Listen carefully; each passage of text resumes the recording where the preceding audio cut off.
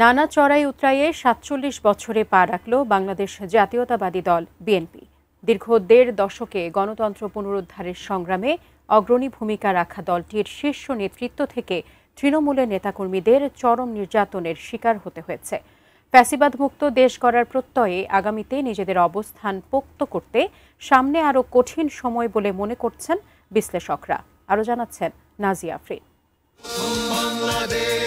১৯৭৮ সালের ১ সেপ্টেম্বর ঢাকার রমনার রেস্তোরাঁয় বাংলাদেশ জাতীয়তাবাদী দল বিএনপি নামে নতুন রাজনৈতিক দলের আত্মপ্রকাশ ঘটে শহীদ প্রেসিডেন্ট জিয়াউর রহমানের হাত ধরে। মধ্যপন্থী একটা পলিটিক্যাল পার্টি, এটা খুব বেশি প্রয়োজন ছিল to keep the nation United.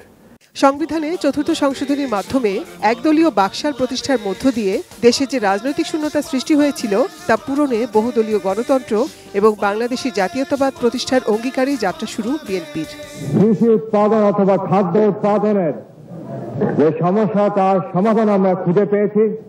সাধারণ মানুষের কাতারে নেমে এসে প্রেসিডেন্ট জিয়া দেশ পুনর্গঠনে সারা দেশ চষে বেরিয়েছেন।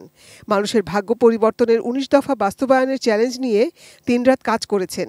তখন ১৯৮১ সালে ৩০ মে চট্টগ্রামে একদল বিপদগামী সেনা সদস্য তাকে হত্যা করে।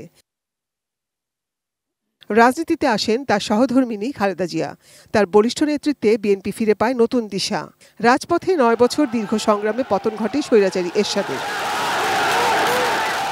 দুর্নীতির কথিত মামলায় খালেদা জিয়াকে ২০১৮ সালে কারাগারে নেওয়া হলে দলের হাল ধরেন তারেক রহমান। নির্বাসিত বিদেশ জীবনেও দলকে সুসংগঠিত করা, আন্দোলনে গতি আনা এবং আগামী দিনের রাজনীতিতে তরুণদের সম্পৃক্ত করে দেশে নতুন নতুন পরিকল্পনার উপর গুরুত্ব দিয়ে এগিয়ে নিচ্ছেন দলকে। জাতিকে নির্মাণ করবার জন্য কাজ শুরু করা বেশ কঠিন কাজ। প্রায় ৫ দশকের পথ চলায় বিএনপির সামনে নতুন চ্যালেঞ্জ, ২৪-এর ৫ আগস্ট পরবর্তী দেশের রাজনৈতিক সমীকরণ। গণঅভ্যুত্থানের মধ্যে কতগুলো বাস্তবতা বেরিয়ে এসছে। আমরা রাজনীতি মোকাবেলা করতে চাই। আমরা কোনো আপনার মবক্রেসি বা কোনো আপনার জোর করে সন্ত্রাস দিয়ে আমরা মোকাবেলা করতে চাই না। তবে ফ্যাসিস্টের পতনেই কি সব শেষ? উগ্রপন্থীদের উত্থান, মুক্তিযুদ্ধকে ভুলিয়ে দেওয়ার অপপ্রয়াস রাজনীতিতে নতুন বিস্ফোরণ মনে করছেন বিএনপি মহাসচিব। 1971 ইজ দ্য রিয়ালিটি। এটা আমার ভিত্তি, আমার জন্ম এটার উপর ভিত্তি করে বিকশিত হওয়ার সুযোগ সৃষ্টি হওয়া সব এখান থেকে, এই বাংলাদেশ থেকে। তো সুতরাং এটাকে আমি অস্বীকার করবো কি করে?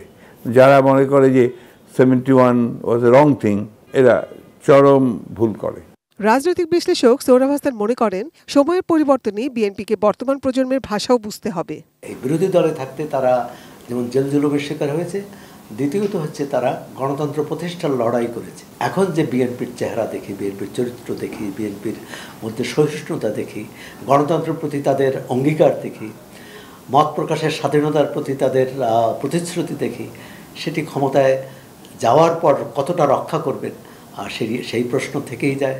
রাজনীতির পালাবদলে বিএনপিকে আরও বেশি আত্মসমালোচনা, সংযম এবং জনমানুষের আকাঙ্ক্ষা বুঝে কাজ করার পরামর্শ দিলেন এই রাজনৈতিক বিশ্লেষক।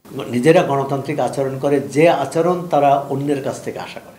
Nazia Afrin, ATN news, Dhaka.